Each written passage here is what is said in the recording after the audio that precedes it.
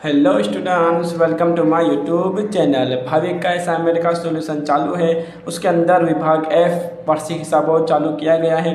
वार्षिक हिसाब का दाखला नंबर 1 और दाखला नंबर 2 हो चुका है, जो आपको चैनल पर मिल जाएगा। आगे बढ़ते हैं। आज हम करने वाले हैं दाखला नंबर 3। दाखला नंबर 3 आप देख सकते हैं। વિપુલના ચોપડામાંથી 31/3/15ના રોજ નીચે મુજબની બાકીઓ લેવામાં આવી છે। આ બાકીઓ અને હવાલા પરથી વાર્ષિક હિસાબો તૈયાર કરો। વાર્ષિક હિસાબ બનાવવાનું છે। સૌપ્રથમ શું કરવાનું? સૌપ્રથમ હવાલાઓ ટીક કરી લેવાના। ઓકે, તો હવાલાઓ ફટાફટ ટીક કરી લઈએ। વર્ષના અંતે માલનો સ્ટોક 1.5 લાખ છે, જે પૈકી 50% માલની બજાર કિંમત 80,000 છે અને 50% માલની બજાર કિંમત 70,000 છે। આ ડાયરેક્ટ હવાલો છે, ટીક કરી દેવાનું। नंबर 2, 60,000 उधार वेचाण ચોપડે નોંધ્યું નથી। ચોપડે નોંધવાનું બાકી છે વેચાણ, તો આની અસર થશે વેચાણ ઉપર। તો વેચાણ ઉપર 2 નંબર અને વેચાણ ઉપર અસર થાય તો દેવાદાર પર પણ અસર થશે, દેવાદાર પર 2 નંબર। એના પછી 3 નંબર, ફર્નિચર પર વાર્ષિક 20% ઘસારો ગણો। તો ફર્નિચર પર 3 નંબર અને ફર્નિચર પર વધારો નીચે આપેલ છે, એના પર પણ 3 નંબર લખી દેવાનો। ઓકે, એના પછી આપેલ છે વીમા પ્રીમિયમમાં વિપુલના જીવન વીમાના 3,000 સમાવેશ થાય છે। જીવન વીમા એટલે અંગત થયો, અંગત એટલે ઉપાડ થયું। ઓકે, એટલે એનો આની અસર થશે જીવન વીમા એટલે કે વીમા પ્રીમિયમ ઉપર થશે, તો વીમા પ્રીમિયમ ઉપર 4 નંબર। ઓકે, અને બીજો અસર થશે ઉપાડ પર પણ થશે, તો ઉપાડ પર 4 નંબર। એના પછી વધારાની ખાલખાત 15,000 માંડીવાળો, દેવાદાર પર 5% વટાવો, આ બધી જોગવાઈ કરો, તો દેવાદાર પર 5 નંબર। એના પછી 17,000ની મૂડી 1/10/14ના રોજ ધંધામાં લાવેલ હતી। મૂડી પર 10% વ્યાજ ગણવાનું છે, મૂડી પર 6 નંબર। છેલ્લો હવાલો 10,000નું ખરીદીનું ભરતિયું લેણદારો પાસેથી મળ્યું હતું, જે શરત ચૂકથી લખવાનું રહી ગયું છે। ખરીદીનું ભરતિયું, તો આની અસર થશે ખરીદી ઉપર 7 નંબર। અને જો અસર ખરીદી ઉપર થાય તો એ લેણદાર પર થાય, તો લેણદાર પર પણ લખાશે 7 નંબર, લેણદાર પર 7 નંબર। ઓકે, આ લેણદાર છે, બરાબર। હવાલા ટીક થઈ ગયા। હવાલા ટીક કર્યા પછી ખાતા બનાવી લેવાના। કયા ખાતા બનશે? તો ખાતા બનશે 3, વેપાર ખાતું, નફા નુકસાન ખાતું અને પાકું સરવૈયું। ઓકે, ચલો ફટાફટ દાખલા શરૂ કરીએ। સૌપ્રથમ શું કરવાનું? હવાલાઓ ગણી નાખવાના, એના પછી કાચા સરવૈયાની વિગતો લખવાની। તો પહેલાં વાત કરીએ આખર સ્ટોકની। આખર સ્ટોક કેટલા હતા? 1.5 લાખ હતા। એમાંથી 50% માલની બજાર કિંમત 80,000 છે અને 50% માલની બજાર કિંમત 70,000 છે। તો ગણતરી કરી લઈએ। ગણતરીમાં જુઓ, 1.5 લાખ રૂપિયાનો આ સ્ટોક છે, એમાં 50% કિંમત અને 50% કિંમત, 50% કેટલું થાય? 50% થાય 75,000। એક 50%ની બજાર કિંમત કેટલી છે? 80,000 છે, એટલે 5,000 વધી ગઈ છે, એટલે પ્લસ 5,000 થયું। અને બીજી જે 50% છે એમાં કેટલું થઈ ગયું? 70,000। એક 50% કિંમત 80,000 છે અને બીજી 50% કિંમત 70,000 છે, તો આમાં 70,000 થયું, એટલે શું કેટલા થયા? 5,000 માઇનસ થયા, એટલે ઓછા થયા। બરાબર, યાદ રાખજો આખર સ્ટોકની અંદર જો રકમ ઘટે તો લખવાનું, જો રકમ વધે તો ન લખવાનું। એટલે જે રકમ વધીને 80,000 એની નોંધ એની આપણે ધ્યાનમાં લેવું નહીં। આપણે શું ધ્યાનમાં લેવું? જે ઓછું થયું છે તે। એટલે આને કેટલા રકમ સમજવાના? વધુ થયું નહીં, એટલે આની રકમ કેટલી રહેશે? 75,000 રહેશે। અને આટલી રકમ કેટલી રહેશે? આની રહેશે 70,000। ઓકે, આની રકમ વધી તો વધારવાનું નહીં, આની રકમ ઘટી તો ઘટાડી દેવાનું। યાદ રાખજો આખર સ્ટોકમાં આવી રીતે ગણતરી થશે। જો રકમ વધે તો વધારો, જો રકમ વધે તો ન વધારો, અને જો રકમ ઘટે તો એને ઘટાડો। ઓકે, તો આખર સ્ટોક થશે 1,45,000। એટલે ટોટલ કેટલા ઓછા થયા? ટોટલ ઓછા થયા છે 5,000 રૂપિયા। તો આખર સ્ટોક લખાશે 1,45,000। આખર સ્ટોક લખી દેવાનું। ક્યાં લખાશે? આખર સ્ટોક લખાશે પાકા સરવૈયામાં મિલકત નાણાં બાજુ અને વેપાર ખાતામાં જમા બાજુ। તો વેપાર ખાતામાં જમા બાજુ લખી દઈએ આખર સ્ટોક 1,45,000। અને બીજી અસર ક્યાં થાય? બીજી અસર થાય પાકા સરવૈયામાં મિલકત નાણાં બાજુ આખર સ્ટોક, પાકા સરવૈયામાં મિલકત નાણાં બાજુ આખર સ્ટોક 1,45,000। ઓકે, પહેલો હવાલો પૂરો થાય છે। આગળ વધીએ હવાલા નંબર 2 ઉપર। 60,000 ઉધાર વેચાણ ચોપડે નોંધ્યું નથી, ચોપડે નોંધ્યું નથી તો નોંધી દેવાનું. ઓકે, વેચાણ ક્યાં લખાય? વેચાણ લખાય વેપાર ખાતામાં જમા બાજુ. તો વેપાર ખાતામાં જમા બાજુ લખવાનું વેચાણ. વેચાણ કેટલા આપેલ છે? તો વેચાણ આપેલ છે 6 લાખ રૂપિયા. વેચાણ કેટલા આપેલ છે? 6 લાખ રૂપિયા. તો વેચાણ લખી દેવાનું 6 લાખ. અને 6 લાખમાં કરવાનું પ્લસ ઉમેરો કરવાનો પ્લસ નોંધવાની બાકી. કેટલી નોંધવાની બાકી છે? નોંધવાનું બાકી છે 60,000. ઓકે, વેચાણમાં બાકી હોય તો દેવાદારમાં પણ બાકી હોય તો શું કરવાનું? દેવાદારમાં પણ પ્લસ કરવાનું. દેવાદાર ક્યાં લખાય? મિલકત નાના બાજુ લખાય. મિલકત નાના બાજુ લખી દેવાનું દેવાદારો. દેવાદારો કેટલા આપેલ છે? દેવાદારો આપેલ છે 1,40,000. તો 1,40,000 લખી દેવાનું. એમાં કરવાનું પ્લસ નોંધવાની બાકી વેચાણ. કેટલા બાકી હતા? બાકી હતા 60,000. કેટલા થશે? થશે 2 લાખ રૂપિયા. ઓકે, આ હવાલો પૂરો થાય છે. આગળ વધીએ હવાલા નંબર 3 પર. ફર્નિચર પર વાર્ષિક 20% ઘસારો ગણો. ફર્નિચર પર ઘસારો ગણો. ફર્નિચર ક્યાં લખાય? ફર્નિચર લખાય મિલકત નાના બાજુ ફર્નિચર. ફર્નિચર કેટલા છે? ફર્નિચર છે 1,60,000. પણ અહીંયા શું છે? ફર્નિચરમાં વધારો પણ છે. અહીંયા હવાલામાં ધ્યાન રાખવું જોઈએ તમને, બરાબર. તો પહેલાં લખવાનું ફર્નિચર. ફર્નિચર કેટલા છે? 1,60,000 પ્લસ કરી દેવાનું વધારો. વધારો ક્યારે થયો? વધારો થયો 1/10/2014. કેટલા વધારા થયા? વધારા થયા 40,000. ઓકે, એટલે ફર્નિચર કેટલા થયા? ફર્નિચર થયા 2 લાખના. અહીંયા ધ્યાન રાખજો, હવાલામાં શું કીધેલ છે? ઘસારો. ઘસારાની જે અસર છે એ 2 રકમ પર થશે. 2 રકમ છે ઘસારામાં. એક મૂળ રકમ છે ને એક વધારાની રકમ છે, બરાબર. તમે ગણતરી જોઈ શકો છો. ફર્નિચરનો ઘસારો. ફર્નિચરની ઘસારામાં 2 રકમ છે. એક મૂળ રકમ છે 1,60,000 અને એક રકમ છે 40,000. તો 1,60,000 છે આખા વર્ષ વપરાય છે, તો આના પર આખા વર્ષનો ઘસારો લાગશે. એટલે આખા વર્ષનો ઘસારો એટલે કેટલા ટકા બોલેલ છે? ઘસારો છે ફર્નિચર પર 20%. તો 1,60,000 20% કરી દેવાનો તો ઘસારો મળી જશે. 1,60,000 20,000 કેટલા થશે? એ થશે 32,000. તો 32,000 લખી દેવાનું. આ શું મળ્યો? 1,60,000 ઘસારો મળ્યો. હવે એ 40,000 છે ક્યારે આવે ધંધામાં? એ ધંધામાં આવે છે 1/10. ક્યારે આવે છે? 1/10. 1/10/14. એટલે વર્ષ ક્યારે પૂરું થાય? આપણા વર્ષ પૂરું થાય 31/3. એટલે એ આ જે યંત્ર છે કેટલા વપરાયા? આ જે ફર્નિચર છે કેટલા વપરાયા? આ વપરાયા ખાલી 6 માસ. એટલે આ ફર્નિચર પર 6 માસનો ઘસારો ગણાશે. એટલે 40,000ના 20% કરવાના અને એના કરવાના 6/12. 40,000 ગુણ્યા 20% ગુણ્યા 6/12. 40,000 ગુણ્યા 20% ગુણ્યા 6/12 એટલે આવશે 4,000. ઓકે, 40,000 ને કેટલા આવશે? 4,000 આવશે. એટલે 32,000 અને 4,000 આ બંનેનો થશે સરવાળો. કેટલા થશે? 36,000. એટલે ઘસારો કેટલા આવ્યો? ઘસારો આવ્યો 36,000 રૂપિયા. તો કરવાનું માઇનસ ઘસારો 20% 36,000. ઓકે, 2 લાખમાંથી 36,000 જાય તો આવશે 1,64,000. ઓકે, 1,60,000 ઉપર આખા વર્ષનો ઘસારો અને 40,000 ઉપર 6 માસનો ઘસારો. તો ઘસારો આવશે 36,000. એ 2 લાખમાંથી બાદ થશે. જો તમને સમજમાં આવી ગયો હોય તો વિડીયોને લાઈક કરી નાખજો, અને જો ન સમજમાં આવી હોય તો ફરીથી પાછા કરીને જુઓ, સમજમાં આવી જશે. ઓકે, ઘસારાની બીજી અસર ક્યાં થાય? ઘસારાની બીજી અસર થાય નફા નુકસાન ખાતામાં ઉધાર બાજુ. નફા નુકસાન ખાતામાં ઉધાર બાજુ લખી દેવાનું ફર્નિચરનો ઘસારો. ફર્નિચરનો ઘસારો 36,000. ઓકે, આ હવાલો થઈ ગયો. આગળ વધીએ હવાલા નંબર 4 પર. વીમા પ્રીમિયમમાં વિપુલના જીવન વીમા. જીવન વીમા એટલે અંગત છે. અંગત એટલે ઉપાડ છે. આ જીવન વીમાના 3,000 સમાવેશ થાય છે. તો જે વીમા પ્રીમિયમ છે એ ધંધાનો હોય, એમાં જીવન વીમા ના ઉમેરાય. તો એને શું કરવું પડશે? કાઢવું પડશે, માઇનસ કરવું પડશે. તો વીમા પ્રીમિયમ લખવાનું. વીમા પ્રીમિયમ ક્યાં લખાય? વીમા પ્રીમિયમ લખાય નફા નુકસાન ખાતામાં ઉધાર બાજુ.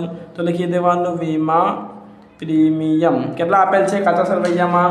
કાચા સરવૈયામાં આપેલ છે 24,000. 24,000 લખી લેવાનું અંદર બાજુ. એમાંથી કરવાનું માઇનસ જીવન વીમાનો માઇનસ કરી દેવાનું. કેટલા છે જીવન વીમાના?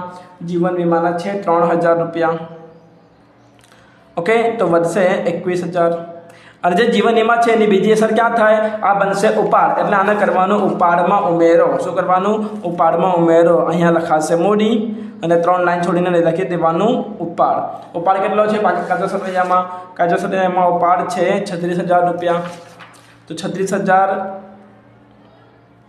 પ્લસ જીવન વીમાના પ્રીમિયમ ભર્યા તે એટલે થશે 3,000. એ રકમ આવી જશે 39,000. ઓકે, ઉપાડ જે છે મૂડીમાંથી શું થશે? માઇનસ થશે. યાદ રાખજો. આ હવાલો પૂરો થાય છે. આગળ વધીએ હવાલા નંબર 5 ઉપર. વધારાની ખાલખાદ રૂપિયા 15,000 માંડીવાળો તેમજ દેવાદાર પર 5% ખાલખાદ અનામત પણ રાખો. તો દેવાદારમાંથી શું કરવાનું? ખાલખાદ બાદ કરી દેવાના. દેવાદારો લખેલું છે પાકા સરવૈયામાં, એમાં કાઢવાનું માઇનસ ખાલખાદ. ખાલખાદ કેટલી છે? વધારાની ખાલખાદ છે રૂપિયા 15,000. તો 2 લાખમાંથી 15,000 જાય તો કેટલા વધે? 1,85,000. ઓકે, અને એમાંથી શું કરવાનું? એમાંથી કરવાનું માઇનસ 5% ખાલખાદ અનામત. ખાલખાદ અનામત 5%. એટલે 1,85,000ના 5% કરવાના. તો 1,85,000 ગુણ્યા 5%. તો આવશે 9,250. એની કરીને અને કરવાનું માઇનસ, તો રકમ આવશે 1,75,750. ઓકે, આ ખાલખાદ અને ખાલખાદ અનામતની બીજી અસર ક્યાં થાય? એ થાય નફા નુકસાન ખાતામાં ખાલખાદની ફોર્મેટની અંદર. પહેલાં લખવાનું ખાલખાદ કાચા સરવૈયા પ્લસ ખાલખાદ હવાલા પ્લસ ખાલખાદ અનામત હવાલા માઇનસ ખાલખાદ અનામત કાચા સરવૈયા. ઓકે, ખાલખાદ હવાલા કેટલા છે? 15,000. અને ખાલખાદ અનામત હવાલા કેટલા છે? એ છે 9,250. 9,250. બાકી બે વિગતો પછી લખીએ. આની સાથે આ હવાલો પણ પૂરો થાય છે.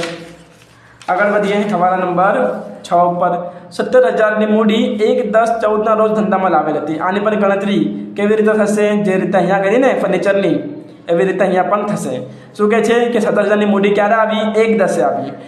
બરાબર. અને મૂડી પર 10% વ્યાજ ગણવાનું છે. વ્યાજ ગણાશે પણ મૂડી પર 2 રકમ છે.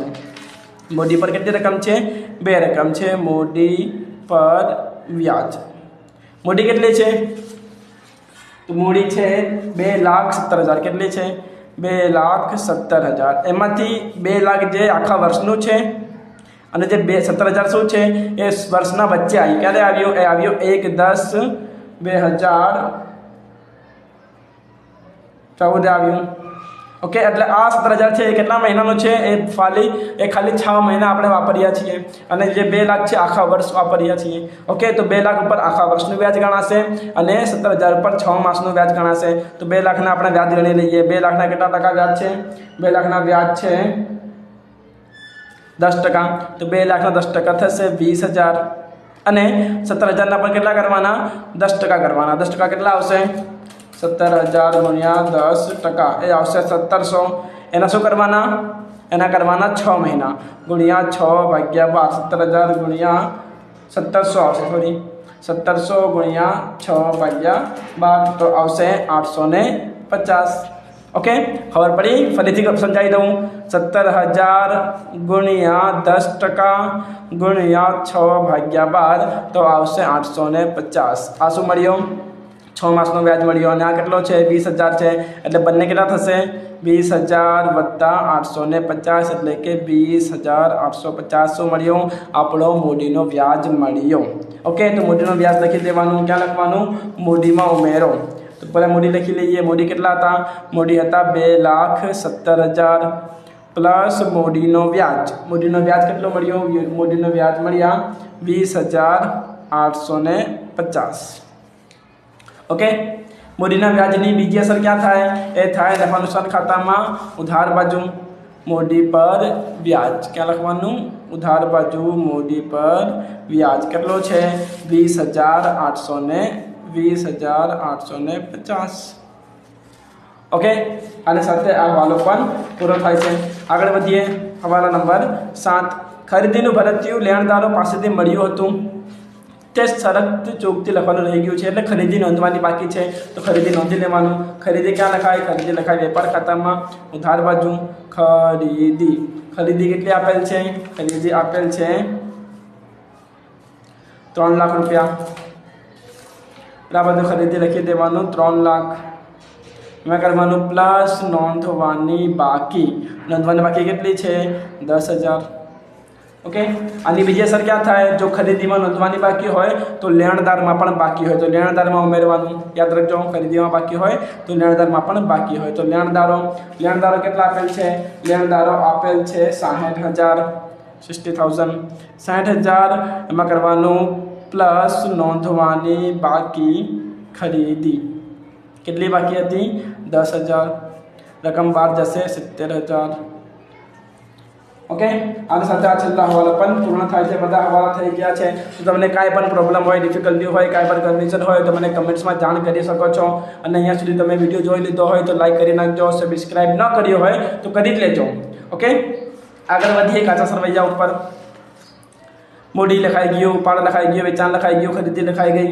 વેચાણ માલ પરત અને ખરીદ પરત વેચાણ પરત બાદ થશે શેમાંથી વેચાણમાંથી વેચાણ પરત બાદ થશે શેમાંથી વેચાણમાંથી માઇનસ કરવાનું પરત કેટલા પરત છે વેચાણ પરત છે 5,000 અને પછી આપેલ છે ખરીદ પરત બાદ કરવાનું ખરીદીમાંથી ખરીદ પરત કેટલા છે ખરીદ પરત છે 4,000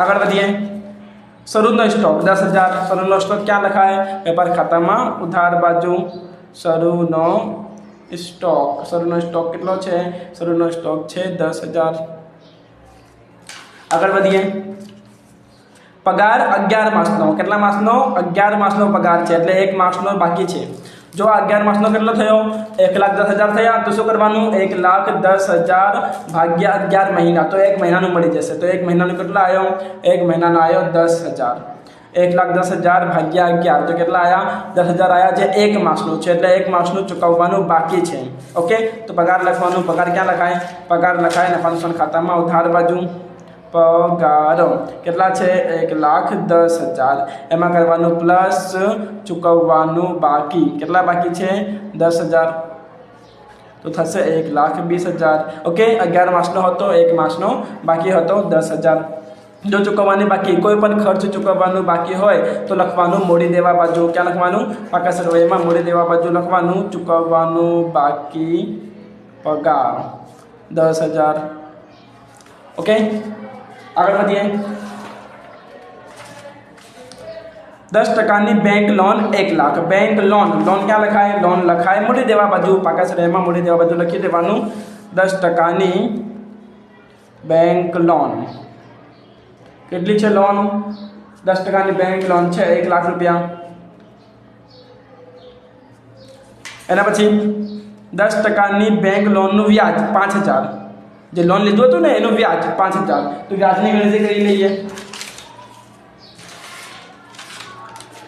બરાબર કેટલા છે લોન છે 1 લાખના તો એનું વ્યાજ ગણવાનું કેટલાનો વ્યાજ છે 10%નો તો 10% કાઢી દેવાના ગુણ્યા 10% જો 10% કરીએ તો શું આવશે એ આવશે 10,000 કેટલા આવશે લોનનો વ્યાજ કેટલો છે 10,000 પણ અહીંયા કેટલા આપેલ છે અહીંયા આપેલ છે 5,000 એટલે 5,000 બાકી છે શું છે 5,000 બાકી છે તો લખવાનું ક્યાં લખવાનું નફા નુકસાન ખાતામાં લોનનું વ્યાજ શું છે ખર્ચ છે તો નફા નુકસાન ખાતામાં ધાર બાજુ લખવાનું લોનનું વ્યાજ કેટલા વ્યાજ આપ્યા 5,000 કેટલા બાકી છે 5,000 બાકી છે પ્લસ ચૂકવવાનું બાકી લોનનું વ્યાજ 5,000 એટલે લોનનું વ્યાજ કેટલું થશે એ થશે 10,000 રૂપિયા ઓકે વ્યાજ ચૂકવવાનું બાકી છે શું બનશે દેવું બનશે તો મૂડી દેવા બાજુ લખી દેવાનું બરાબર કે શું લખવાનું ચૂકવવાનું બાકી લોન વ્યાજ જે પણ ખર્ચ ચૂકવવાનું બાકી હોય એ દેવું ગણાય મૂડી દેવા બાજુ લખી દેવાનું કેટલું છે લોનનું વ્યાજ 5,000 બાકી છે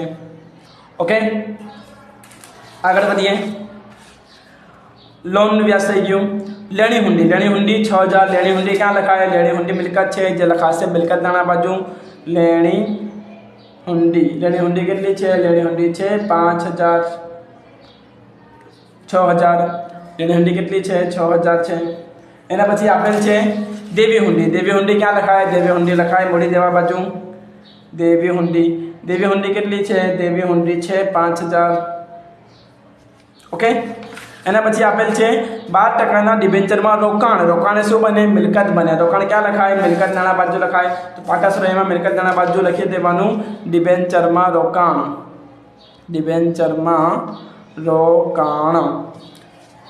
કેટલા રોકાણ છે? રોકાણ છે 1 લાખના. જ્યારે પણ રોકાણ હોય તો રોકાણ પર આપણને વ્યાજ મળે. રોકાણ પર શું થાય? વ્યાજ મળે. તો વ્યાજ જોઈ લેવાનું કેટલા આપેલ છે. તો 12% વ્યાજના ડિબેન્ચરનું વ્યાજ કેટલા છે? 6000. તો 1 લાખના 12% કરીએ તો કેટલા આવશે? 1 લાખ ગુણ્યા 12% એ આવશે 12000. કેટલા આવશે? 12000 આવશે. 1 લાખના 12% કેટલા આવશે? 12000 આવશે. એટલે 12000 બદલે કેટલા આપેલ છે? 6000 આપેલ છે. એટલે 6000 મળી ગયો. વ્યાજ જે છે 6000 મળ્યું. તો કેટલા બાકી છે? 6000 બાકી છે. તો ક્યાં લખવાનું? નફા નુકસાન ખાતામાં જમા બાજુ લખવાનું. શું લખવાનું? રોકાણનું વ્યાજ. કેટલા મળ્યા? 6000 મળ્યા. કેટલા બાકી છે? 6000 બાકી છે. પ્લસ મળવાની બાકી. કોઈ પણ આવક મળવાની બાકી હોય તો ઉમેરી દેવાનું, પ્લસ કરી દેવાનું. 6000 મળ્યા, 6000 બાકી છે. ટોટલ થશે 12000. જે પણ આવક મળવાની બાકી હોય તો લેણું બને. શું બને? લેણું. અને લેણું ક્યાં લખાય? લેણું લખાય મિલકત નાના બાજુ. તો લખી દેવાનું મળવાનું બાકી રોકાણ વ્યાજ. કેટલા બાકી છે? 6000. ઓકે, આગળ વધીએ. દેવાદારો થઈ ગયા, લેણદારો થઈ ગયા, ફર્નિચર થઈ ગયા, ફર્નિચરનો વધારો થઈ ગયો. ઓફિસ ખર્ચ ક્યાં લખાય?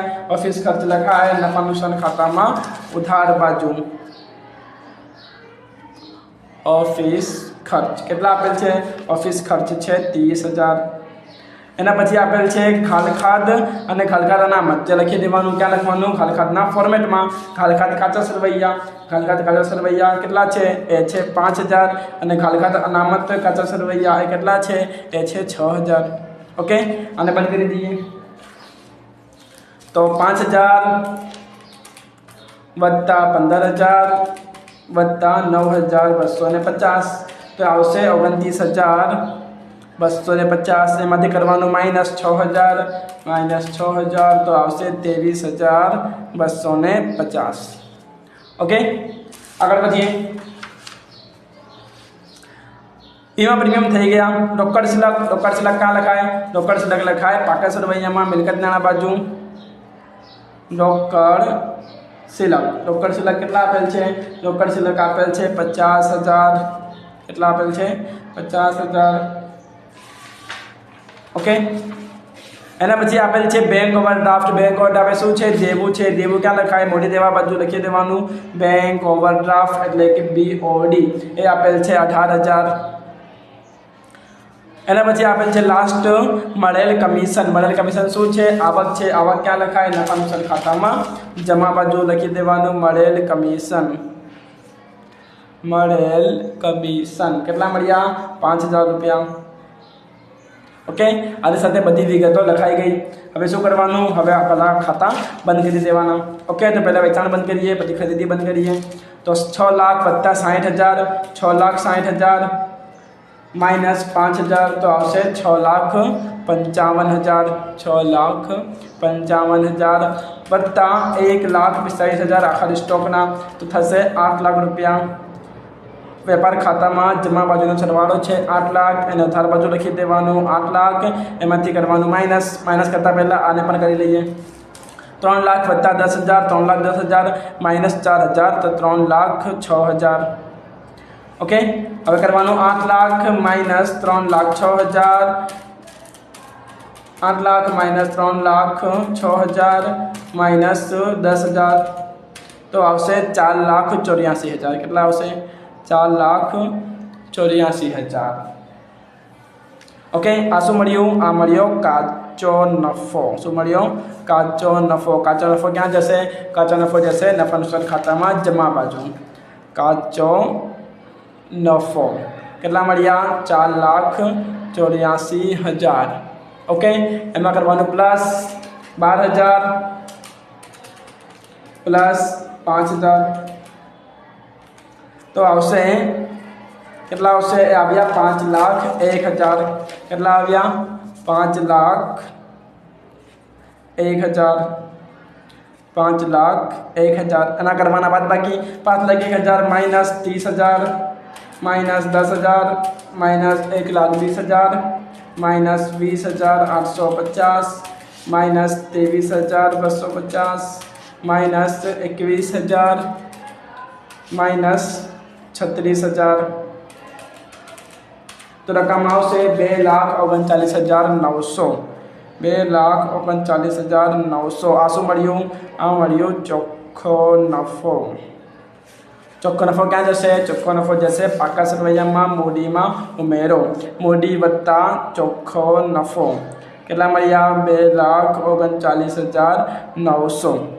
આ ત્રણનો કરવાનો સરવાળો વત્તા 20,850 વત્તા 2,70,000 તો થશે 4,77,750. એમાંથી કરવાનું માઇનસ 39,000 ઉપાડના તો એ આવશે 4,29,750.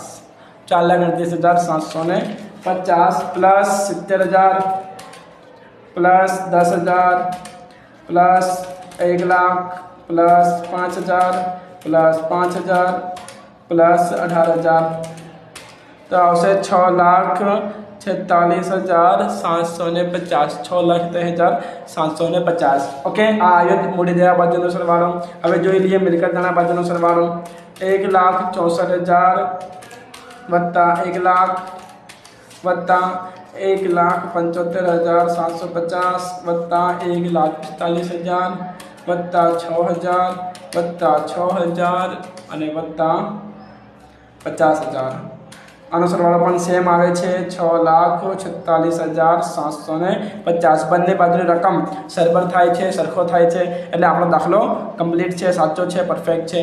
ઓકે, આની સાથે દાખલા નંબર 3 ભાવિક એસાઇનમેન્ટનો પૂરો થાય છે. તો તમને કાંઈ પણ ડાઉટ હોય, ક્વેરી હોય તો મને કમેન્ટમાં જાણ કરી શકો છો. અને સબસ્ક્રાઈબ ન કરી હોય તો કરી લેજો. પોતાના ફ્રેન્ડ્સને શેર કરી નાખો. Thanks for watching.